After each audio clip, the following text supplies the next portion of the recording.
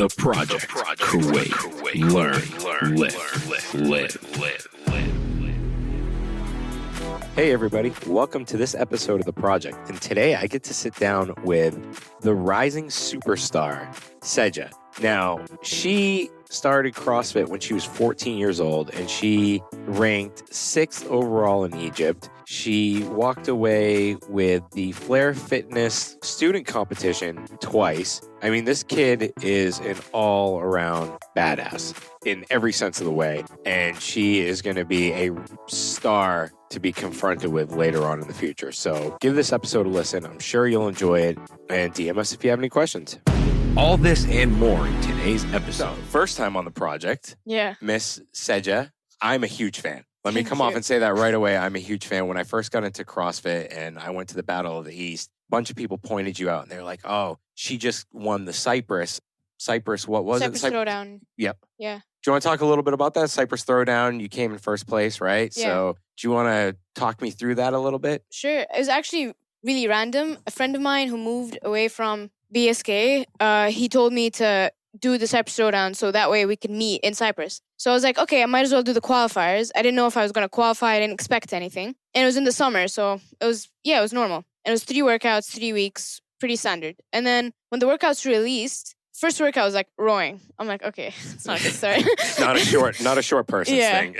And then the second 2 workouts, really good. And that made me overall place first after the qualifiers. So I knew going into the weekend that I had a good chance. And then looking at the workouts during the weekend, which was awesome. It was like an ocean swim, which was like first time ever. It was awesome. And then we had, it was scaled down, like no bar muscle ups or anything, but chest to bars, thrusters, snatches, typical CrossFit. And it was awesome. I managed to place overall first, obviously. And I was happy. How old are you right now? 18. You're 18. Yeah. And you started CrossFit at what age? Around 13. Around 13. Yeah. Wow, that is young. And you're from the BSK school, right? Yes, yeah. So BSK, I mean, they're turning out some great athletes. Definitely. We talked about this a little earlier before the show started, that they're really turning out some good CrossFit athletes. And I think it's the up and coming place. Like if the coaches are awesome. Do they start you off in PE class, or is it just like, all right, guys, do you want to sign up? Or how's that work? Walk me through the process as a student. Well, for me, I started accidentally in a PE class, yeah. And it was like we were doing squats, box jumps, just normal stuff everyone can do. And I was like, this is pretty cool. I was enjoying this. And my coach, who's not my coach now, Andy, he was like, I think he recognized that I had something. And I was interested in doing the after-school sessions. So I dropped in one of the after-school sessions. And I remember my first session was like a deadlift with running and burpees. And after I finished the workout, I just fell down. And I'm like, this is awesome. Like, I really like this. So I kept doing it 3 times a week, normal CrossFit. And then when I was 14, I was like, I actually want to be competitive. And that's when my coach introduced me to the Battle of the East qualifiers. And then I started preparing for that and stuff, yeah. And how did you feel, ranking in the Battle of the East qualifiers amongst adults? And that was awesome. I've never usually in my training and classes, I don't RX. So this was my first time I actually do workouts RX. That was my first qualifier. So let me just explain it for non-CrossFit people. RX means going full scale, like going to the highest weight, the pro category, I would say, versus the scaled category, which is when they, drop the weights or they drop the number of repetitions, right? Yeah. Okay, so sorry, continue. So the Battle of the East 2016. For the first time I did the battle, and I qualified 22nd out of the 20 who qualified. That was a bummer, but I was you're happy. still qualified, right? Yeah. No, I didn't actually, because it was 22nd. Oh, you were 22nd out of the 20. It wasn't 20. It wasn't a cut of 25. No, that was my first year in 2016. And the next year I was like, I'm determined to actually make it this time. And I made it 7th through the qualifiers. Oh, that's amazing. So that was pretty good. I'm happy with that. That's absolutely amazing. That's awesome. So how did it feel when you qualified for an adult sport and you're 16 at the time? 16 at the time. So how did that feel? You're a little 16-year-old.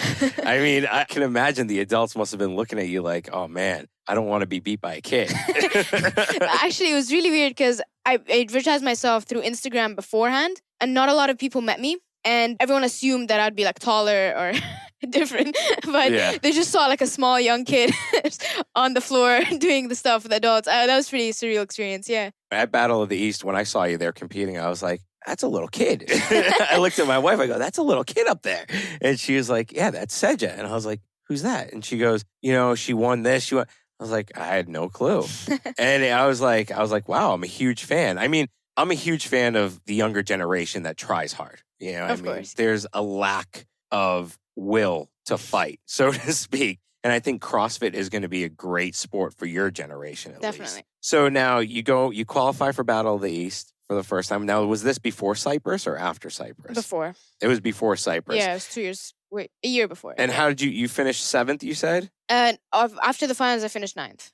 Overall, you finished 9th. Yeah, and I was one spot off the semis. Oh, wow. Which is also a bummer. It's a bummer, but you came back and, did you place better the next time around? Yeah, or? definitely. I got 7th in the finals the following time. Oh, so you made it to the finals the next time? Yes, yeah. Oh, And the finals are amazing. Really? I'm so glad I made it there. So now you made it to the finals, and now I'm seeing a reoccurrence here that you didn't make it, then you bumped up a spot, Basically. So are you going to be here for this Battle of the East? No, I didn't do the qualifiers this year, so because I plan to leave for university. Oh, okay. Oh, yeah, that's right. You got university. Yeah. Oh, that would have been awesome to see you in the qualifier, to see you in the Battle of the East this year. Yeah, it would have been nice seeing my journey as I progress and You stuff. probably would have walked away with it too. There's games athletes there as well, so. Oh, really? Yeah. Oh, that's right. Oh, I thought Hajar wasn't doing it this year. I think she is, yeah. Oh, that's right. They gave out some wild cards. Exactly. Yeah, that's true. So she will be there, which is great. I think that's good. But there's still the Open going on. Yes, I'm planning to peak for then, obviously, for October. Yeah. Now, because a lot of athletes that I know are like, oh, I'm not sure if I'm doing it because of the Open. So now explain this. Everything's changed in CrossFit. Before, there was the student category or the teen category that was pretty much wide open. And now it's shrunk and it's gone to nationals. And you finished, where did you finish in Egypt? Sixth overall in Egypt, which is really good. Were you far behind number one or? I think it was because of the rowing event. Oh, that's right. The rowing and wall balls. Yeah. That does let me down a lot. It doesn't suit short people like us. Yeah, that was a terrible workout for me. It's horrible. Yeah. It really is horrible. So other than that, you probably finished pretty well overall. Yes, I'm happy with that. Okay, yeah. so you were happy with your finish. Definitely. That's awesome. I mean, but how does it make you feel that CrossFit changed everything around? Because, I mean, you would have been a shoo-in coming out of Kuwait. You know, if they stuck to the same exact rules, I think you would have been a shoo-in either this year or next year. You would have definitely been a force to be reckoned with. In Kuwait, yeah. Yes, yeah.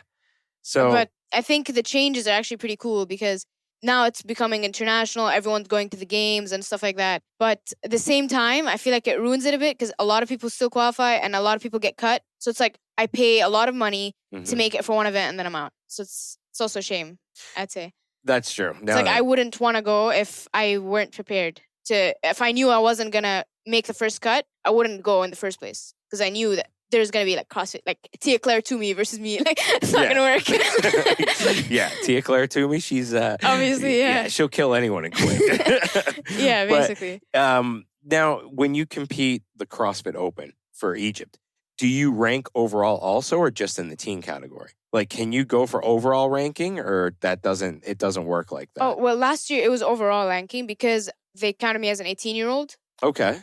Because my birthday is April 2nd, so that's how they do it. Oh, so you were 6th overall, not in the teen category. No, yeah. I was 17, but my birthday is later. Okay. So they make it as though I'm 18, and I was a woman RX last year. Oh, that's amazing. Yeah, basically. So you were 6th overall in Egypt? Yeah. That is amazing. I mean, it's because it's not a small pool. You know, it's not. No, it was a big, definitely. Egypt is great competitors. Yeah. And compared to like the competition here in Kuwait, I can imagine it's a lot harder to compete. Definitely, Yeah. So, wow, that's pretty impressive. I'm happy 6th with that, over. yeah. That's amazing. So hopefully, you got a lot of time ahead of you. Yeah. So like, guys like me, the clock's ticking, but that's amazing. How far do you see yourself taking CrossFit? Obviously, I want to be the fittest in Egypt, and if I am, I'll make the games. Will you come back on the show if you're fittest in Egypt? Hells yeah. All right. Yeah. That's the important thing. But now, how does it feel going to college? How is it managing life after high school with CrossFit? Honestly, this is going to be a new thing for me because it'll be outside of Kuwait, completely new country, different athletes, but obviously much better athletes. So it'll be more competitive for me. And I think I'm going to use it as a learning experience for me to just keep getting better and meet new better people, get more advice, just to better my journey overall, hopefully. Okay. That's the plan. Because Kuwait is very different than Canada or the UK or anywhere. So I'm interested in the new change. It'll be fascinating for me, I think. Oh, that's awesome. And how's training been since graduation? It's very chill. I mean, I did a weightlifting phase during Ramadan, Mhm. and then afterwards, it was just I was starting to get back to peaking. I did the Cyprus Oregon qualifiers but a women division this time, and I qualified, and then I just now I'm trying to peak for October. Oh, that's awesome. See, now peaking is a CrossFit term Yeah. of trying to like hit your highest point. Basically, yeah. Yeah. Which is, I mean, normal people aren't going to get that. So Yeah. now here's a curveball, so to speak. CrossFit, it's demonized in the public eye. People think CrossFit, you're going to get hurt. CrossFit, you're going to get hurt. Now, can you, to a normal person or a normal teenager your age, talk about the benefits of CrossFit? Because if you have good coaching, you're not going to get hurt. Exactly. Yeah, I was lucky enough to have my coach, Who is your coach? Andrew Stangroom. Andrew Sandgroom? Yeah. Okay. And I was lucky enough to have him since day one, literally. And he basically enforced good technique, a proper training methodology different from aerobic to anaerobic, not always anaerobic, that type of stuff. And proper weightlifting, proper technique, proper strength foundation first into complex movements, stuff like that, which helped me create a good foundation and build up from there. Now, did you have a gymnastics background before that? I had no background. Zero. Zero background, Oh, yeah. that is amazing.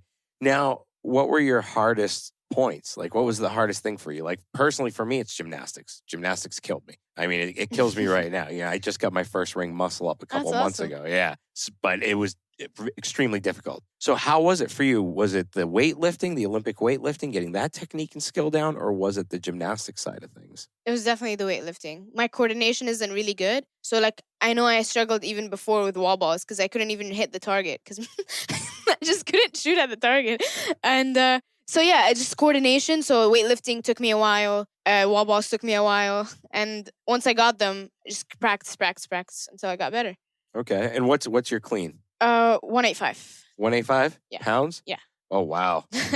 Wow, that's not far off from me. That's not far off from me at all. What's your snatch? 150. Oh, you pretty much almost beat me. I beat you by 5 pounds. Oh, sweet. but hey, you've got 4 years on me. So now, what about deadlift? 250. 250. Yeah. That is amazing. Those are some amazing numbers Thanks. for like your size, age. That's pretty cool. That's pretty cool. How does that make you feel? Like, do you feel like a badass? Actually, no, because in Kuwait, I feel since I'm young and there's not a lot of girls my age who do this. Actually, out there is crazy teens who are like so much better than me. Oh, really? Yeah. When I was a teen in the teens category, I placed 53rd worldwide after the Open. So that means I'm not even like close to being top 50 worldwide or stuff like that. You placed 53rd. Yeah, and there's 53 other amazing, strong girls there. It's Yeah, crazy. but you still placed 53rd worldwide. 53rd worldwide. How does that make you feel? You placed 53rd worldwide. That's a huge feat. Yeah, I'm happy. I'm definitely happy because I put all out. Like when I go to the CrossFit Open when it's time, I'm peaked. I'm ready. I'm ready to smash every workout. That's awesome. I love it. I love it so much. So it's been described by other CrossFitters that have been on the show and other athletes that have been on the show that when you get to that point of no return on the assault bike or the rower or when you're running and you just can't gasp your breath, you get into this like mode. Yeah. Not beast mode, but it's like this dark place as someone else said it was, or, whatever it is. And now, do you get there? Like, what keeps you pushing forward in a workout?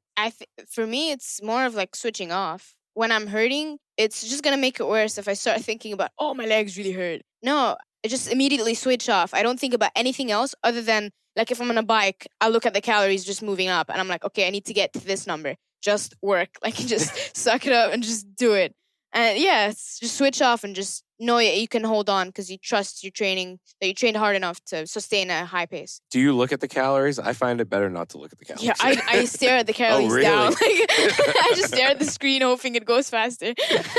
See, I stopped doing that. I'm just like, I don't want to know. When I do that, I keep looking down eventually. It's like, oh, I think I went really far. Oh, never mind. Like, it doesn't work.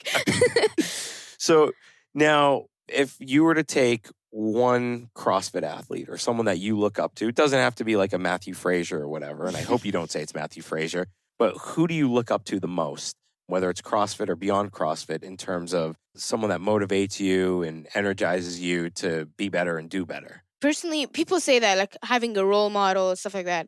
For me, it's not, because I don't know anyone else. I don't know everyone's circumstances, their genetics, their situation, their coaches. I don't know anything. So for me, it's just making the most of what I have and becoming the best. So my inspiration would be what I want to become, not anyone else, because they have different lives. Like, they have nothing to do with me. That's probably So- the best quote I've heard on this show, by the way. Awesome. Like, that's probably one of the better quotes that I've heard on this show. That should be on a t-shirt. I'm glad. But so you don't have anyone that you kind of like idolize or have as a role model, like So I don't Annie know what- Thor's daughter, or, you know, Tia Claire Obviously. Toomey, or like. I mean, obviously, Tia is amazing, but I don't know her. I don't know how she trains. I don't know her mindset. I have my own way of dealing with my stuff. So since I don't know anyone else well enough to aspire to them, then I aspire to what I want to become, because I know myself where I need to get better, when I'm feeling good. So I just keep going from there. That's awesome. That should be on a t-shirt, dude. So what are some of your most memorable moments That's an awesome question. in your comps or WODs? Yeah, it doesn't have to be a competition. Like, For me, it's definitely a competition. Okay. I love the atmosphere. It was the Battle of the East 2018 finals. That was amazing. I remember it was the first time I did bar muscle ups in a competition, and it was awesome. It was like my body weight, back squats, deadlifts, and shoulder to overhead with handstand push-ups, bar muscle ups. Yeah, I can't remember all the movements, but it was amazing because I was first for a while, like for a small. Yeah. it was a really cool experience, and I switched off. I was in the zone, and I remember it was like 25 back squats at my body weight. I'm like, it's gonna hurt, like, and I went in, and I think my coach was like, just go unbroken, like you'll be fine. I'm like, okay, let's do this. How many bar muscle ups were there? 10 or 15. 10 or 15 unbroken? No, I didn't hold. No. As All in right. back squats, the lifting section. So I went in with a 25 back squats. Let's go unbroken. And it was hurting by like rep 10. Oh, So I wow. just, now that's then when I just switched off. And I'm like, okay, I know I can do this. And I just switched off and I just finished the reps. And then I went from there to the next movement and the next movement. And I just switched off and I just kept moving. And I think I got third overall in that event, but it was an amazing atmosphere. It was just epic. You got third overall in that event. Yeah. Wow. That's I'm so impressive. happy, That's yeah. awesome. That's really good. Because bar muscle ups, that's a tough one. Yeah, at the time it was like, I pulled too early. So that's when I get worse. When I get under fatigue, you just start Do pulling you too go early. with one arm over? Or do No, you... thankfully now it's normal. Oh, okay. Yeah. How'd you normalize that? How'd you work through that? Because I'm still doing the whole chicken wing thing. Turns Like- out it's when you pull. Like, Really? Yeah, I used to do a lot of chicken wing, but it's all in timing. It's like, when do you pull? Okay. You just have to delay the pull and trust that you're strong enough to go from there and all over immediately, and instead of like going there and then just chicken winging over. Yeah. So yeah. So how long did it take you to get through that? It was weird because I got my first bar muscle up in 2017 Open, Okay. and it was severe chicken wing. And it was like climbing over the bar. literally, like I went over and I was like slow motion, the other elbow, and then I got over. I was like, this is cool, but it sucked. And ever since, I'm like, okay, I need to start getting better. So I started doing, it was on and off. It's weird because your brain doesn't get it for a while. So you can say a couple once where one day you can get it, the next day you can't. Yeah. So it stayed like that for a while. And then I think one of the days I was super frustrated because I just didn't get it. And I think my coach was like, it's false grip. Just put your hand literally all over the bar. And I'm like, oh, okay. And I just went over. No chicken wing. And I just, oh, okay. Like, this is cool. Okay. And that was the start where I started to click more. So I started focusing false grip, delaying the pull, strengthening that pulse motion, stuff like that. Yeah. It's funny how it can just like poof, it just happens. Literally. It's like you don't know what happened, but it just clicked, and now all of a sudden you can do double unders. You know what I mean? Yeah, exactly. Because that's something I struggled with double unders. I still struggle with them. What about you? Or is double unders is that just like a easy thing for you? Well, actually, I was determined to get it for the Battle of the East qualifiers, my first qualifiers, 2016.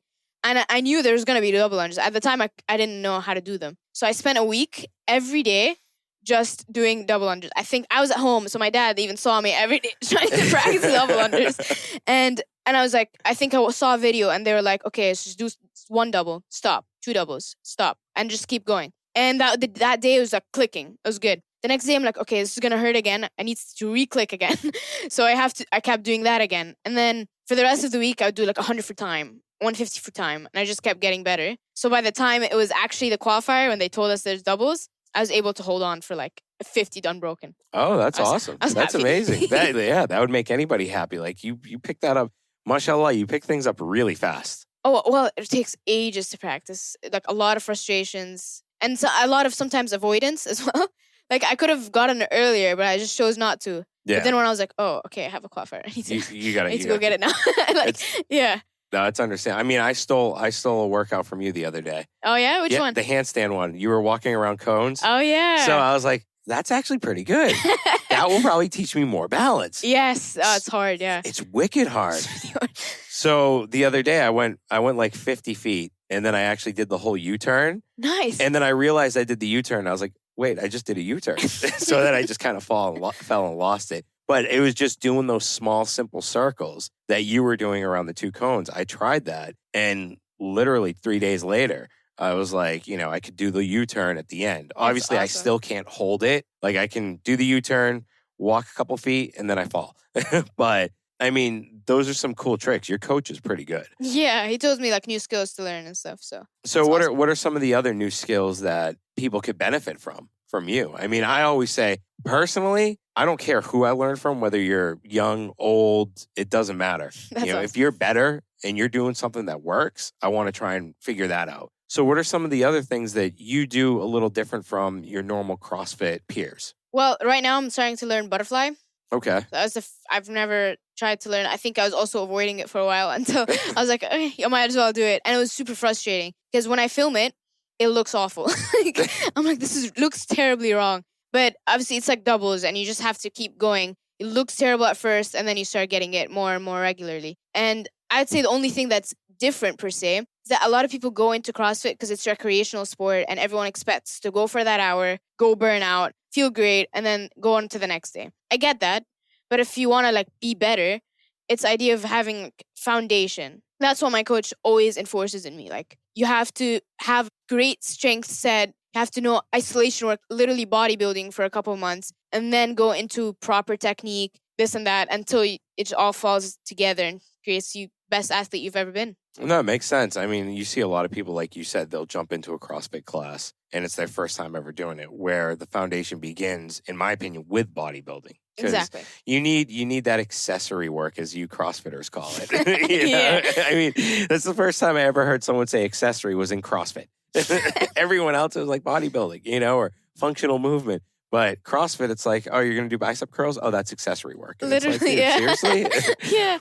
But so what does your training look like now that you've slowly been evolving? Like, do you do 2-a-days? Do you do one session a day for 1 hour, 2 hours? How did that look when you were in school too? Because there are a lot of kids right now, I mean, that I talk to, and even if it's baseball or basketball, they're like, oh, I don't have that much time. I have to study. So how did you fit it in while you were in school? Well, I know for a fact that for the last 2 years, the A-levels, these were the hardest. There was a test for me mentally and everything. And usually my day would consist of me waking up early, going to the gym, showering, getting to school. And luckily the gym is in school, so it's perfect. So you just go to school early? Yeah, so I basically go to school amazing. early, train, shower. I'm in school already, so I'm all set. That's awesome. And then I have like breakfast in school because there's a common room and everything.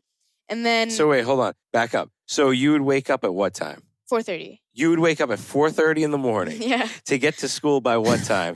5:30. Around 5:30, yeah. And your poor dad used to have to drive you? Yeah. Just so everybody knows, her dad's with us right now. You would have to drive her every day at 5:30? That is dedication. Yeah. That is dedication. Thanks to my dad, yeah. Yeah, from dad and from you. I mean, that is amazing. And what time would you start school? Around 7:30. That's So you get there at 5:30, work out from 5:30, 6:30. 6:30. I don't know, 5:30 to 6:30. 5:30 to 6:30, shower, chow your breakfast down real quick before Basically. class starts.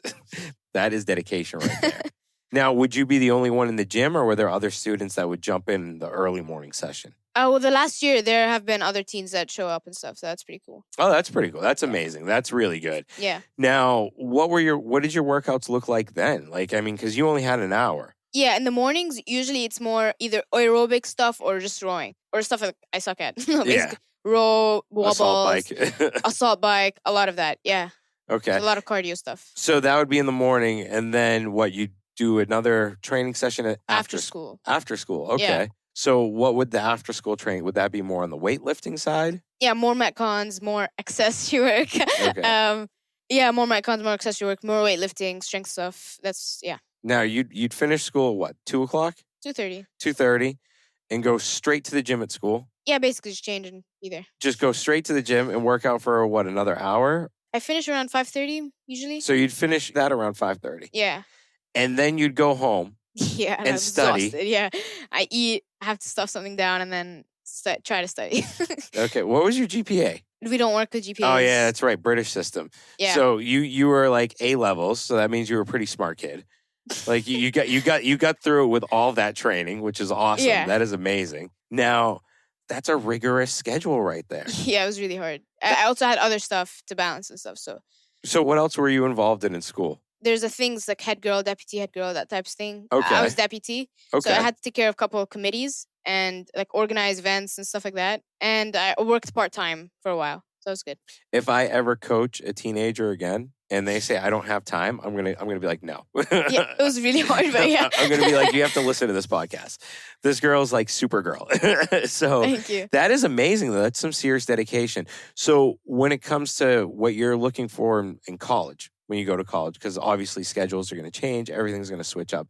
Are you going to try and maintain that same type of workout schedule? Definitely. Yeah. I don't see why not. I mean, people say the first year is usually like a get used to it type of year. Obviously, I need to study. And I understand how demanding studying is when it comes to A levels, and I can escalate it as much as I need. Plus, now I'm studying stuff that I'm actually interested in university. So that'll be really nice. But I plan to keep training as hard as I can. And yeah. Okay. All right. That's amazing. Like I honestly tip my cap to you, and I tip my cap to your parents, all right, for putting up with it. Now, when we roll, I want to roll back again because it's just there's a mentality here that, you can't do sports and study at the same time. And you used to get your work done. I'm assuming you seem like if you're that dedicated to your workouts, you're probably a very dedicated student also. So you'd get home at 5:30, eat some dinner real quick, and then you'd start studying. Yeah. That's amazing.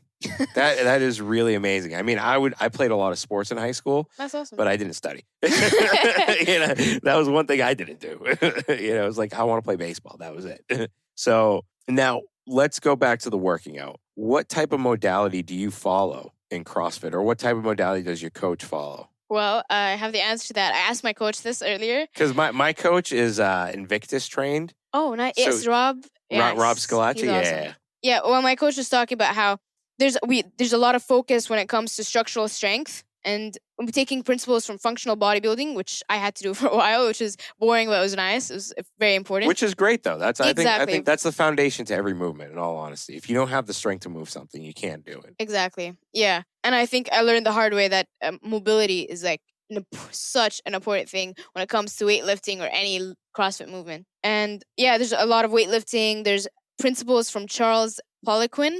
I'm not sure how to say that. But yeah. It's all right. You're good. Yeah. You're all right. And we'll figure it out when we write the show notes. Sounds good, yeah. And then there's a lot of principles from OPEX, actually, because my coach studied that, I think, for a while. Classic CrossFit, and as well as other modalities.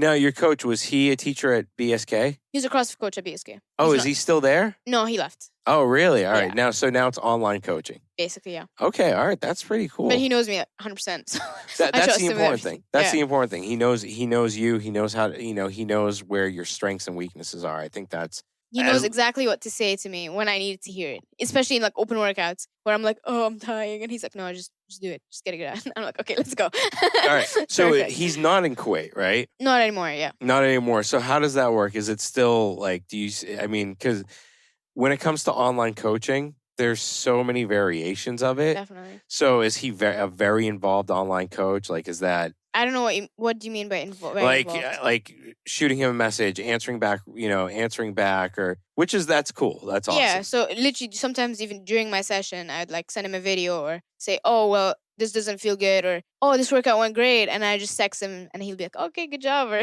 Oh, that's amazing. okay, let's do this or practice that or something. It's pretty cool. That's amazing. All online coaches take note. Yeah, definitely. So now, what were some key turning points in your CrossFit career? Well, your very young CrossFit career. What were some key turning points where you were like, I don't know if I want to do this anymore, or I do want to do this, and I actually had like a really emotional time during not last year, but before last year, where I wanted to qualify for the CrossFit Games as a teen. That was like the goal, but I didn't make it by a long shot. But after being 53rd worldwide, we qualify if the top 200 worldwide, they qualify for the online age group qualifiers. So I did that, and I moved from 53rd to 99th or around there. And for me, that was really hard because I had to sacrifice a lot of other things in order to train more and make sure I wanted to make the games, right? And I didn't make it, obviously. It was really bad because I was thinking, like, I thought I trained really hard for this and I didn't. Wow. Sucks. It does suck. It does suck. So it took me like a month to recover to get back. Oh, really? To normal training, yeah. Really? So that's a tough situation. But I mean, it's sports. Yeah, basically. The beauty about sports is anyone can win on any given day. That's what I love about athletics. One day you could be number one day you could be number 300. Yeah. It's how you pick yourself up afterwards. Exactly. Yeah. So, I mean, and did that just kind of like, were you like, all right, now I'm just going to go after it. I'm just going to get it and train harder or? Well, because I was no longer going to be a teen, I was just ready for a new challenge to settle down and be like a woman and see where I place. Considering all the changes in the system as well, I was like, okay, let me try to be the fittest in Egypt and like say where I place this year and work up from there and stuff like that. That was the plan. Okay. Now, how many throwdowns do you do a year? Like, do you guys schedule in your throwdowns or your competitions that you enter into? Or is that just kind of like, we'll pick, as we go along? Pick as we go along, definitely. So there's the Flare Fest that is a must. Are you doing Flare Fest this year? I don't know when it is, so I'm not sure. Oh, I'd say, come on, you got to go for the trifecta. You got to go for the 3. Oh, that would be pretty cool. Because you've won 2 now, right? Yes. Oh, so yeah, you got to win the 3rd. I mean, come on, you got to set the standard high. If you win the 3rd, that's a tough record to break. That would be pretty cool. That's like a Matt Frazier thing right there. So, what are some of the big competitions on your radar within the next 6 months? Because I'm moving, I don't know where any local competition is taking place in Canada or the UK. So the plan is to go for the Open. Okay. Just peak for then and then see where it goes when I'm in the country and figure it out. Yeah. That's awesome. That's awesome. And how's the prep going for the Open? Because the Open's kind of right around the corner. It's about 2 months away. Yeah, so close. Yeah. It's awesome because now it's a lot lower volume, but higher intensity. A lot of metcons. A lot of die on the row or die on the bike type thing. Oh, that sounds like fun. And just so people know, they understand the assault bike is the worst piece of equipment on earth. Definitely. That's in my opinion, at least. Yeah. Hence why I bought one. Just because smart. Yeah, I hate it so much, I needed one. Because you got to do what you love to hate, in my opinion. So, I mean, now with your workouts, how did you get your endurance to where the level it's at? Because I think that's one of the most difficult things that I've seen personally, and a lot of people complain about, is having that endurance to go through a chipper workout. So what have you done to bring your endurance to that phase? Do you do 25 cal on the assault bike all out? Or what are some of the key takeaways you could give some of the younger guys and girls, some drills that they could walk away with after listening to this? Well, I'd say aerobic work all the way. Okay. It just helps with the recovery. I read my own stuff about it, like how it increases efficiency of oxygen going into your muscles. So that way you can recover between each movement differently, because each movement will require a different muscle group. So if you go all out on a bike, you're expected to recover fast enough to do that next movement, whatever it is. So the idea is to basically fix your aerobic base. Even my coach maybe spent a month or so just doing 30 minutes on the bike, 30 minutes on the rower, every day. It was exhausting. It was boring. My butt really hurt all the time, but it was worth it in the end. Yeah. So now my recovery is much faster. I know I can handle longer workouts and stuff like that. Wow. That's tough. That's really tough. What about some of the drills? What drills have you done to perfect your snatch and your cleans? Because that's one of the harder movements, I think, because it's very technical. Yeah. Everyone says in sports, hitting a baseball is one of the hardest things to do, but I think catching a snatch is a lot harder. Yeah, that is hard. So what are some of the drills that you've done in the past that people can take away from this? Well, I know for a fact that a lot of people aren't confident enough going under the bar, even including myself. So the snatch balance is very important for that. You need to get comfortable going under and just stabilizing overhead and just going under it and realizing that you're strong enough to just get it back up. tempo overhead squats helps with a lot of stability. Even overhead squat holds, just stay at the bottom and just chill out for a bit. And positioning, I think holding the start position, realizing, okay, the hang position, the bar, where the bar is at, realizing if you have any ankle mobility, any thoracic limitations, stuff like that will help you work up to a better snatch. Okay. So, i.e., to everyone out there, don't skip the boring stuff. Basically. Right? Don't skip any of the boring stuff. So, now, what does the future hold right now? Like, where do you see yourself? Are you going to try to get up to Tia Claire Toomey and all them? I mean, obviously, I think everyone has like a dream, right? Like everyone wants to make the games, want to be the fittest on earth. That's the dream. But I don't think it's that simple, obviously. So now I'm just working on stages. The first goal is to be the first in Egypt. Second goal is to be actually good enough to make the first cut.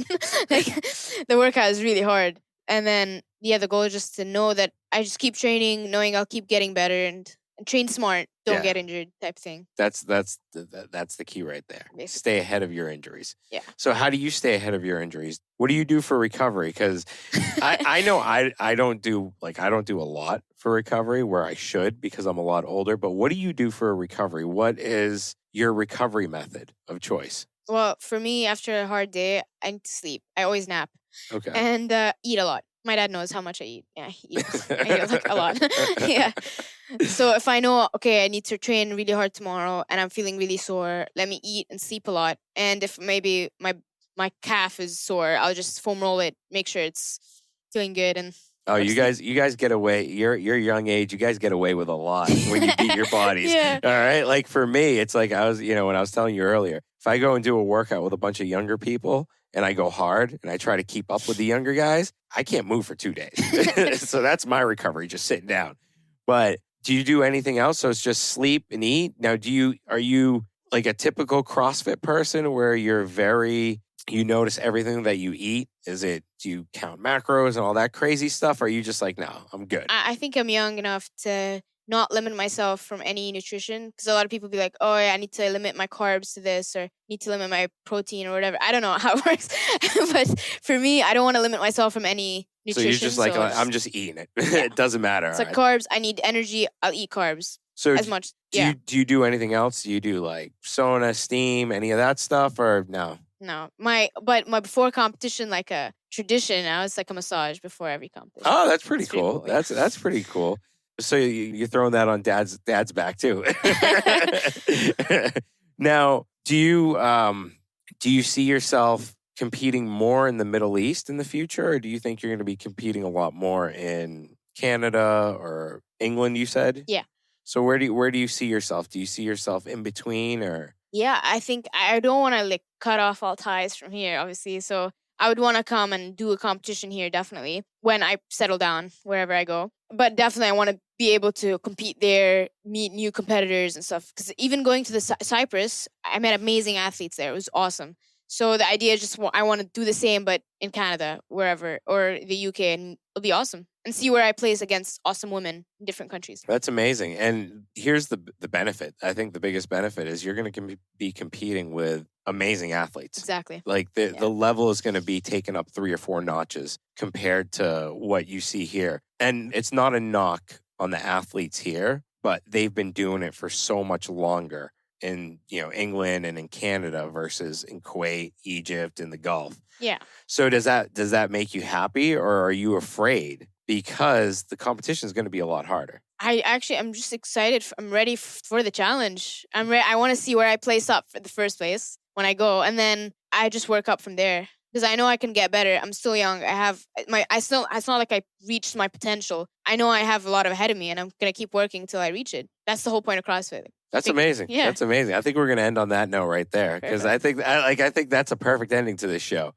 Seriously though, I will never let a teenager, including my son when he grows up, tell me he doesn't have time for anything. Sounds good. And right now, like seriously, like this is probably one of the more motivating episodes that I've done because you're 18 years old. You've been doing this since you were 14 and you've been waking up at 4:30 in the morning to get the work in. I applaud you for that. And I applaud your parents for that too. I think having that support system must be very important. I mean, they've probably, held your hand every step of the way, right? So that's amazing. I mean, good for you. And thank you. I hope you stick at it. And definitely. I hope you definitely come back on the show. I'd love to. When Yeah. you come back to Kuwait, you got to jump back on. Yes. Tell us what the experience is like over in Europe and wherever you're at. Yeah, that'd be pretty cool. All right, I love awesome. that. Thank you. Thanks for listening to this episode. If you enjoyed it, please head over to iTunes to subscribe, rate, and leave a review. You can also find us on Instagram at The Project Kuwait. Thank you, and join us next time.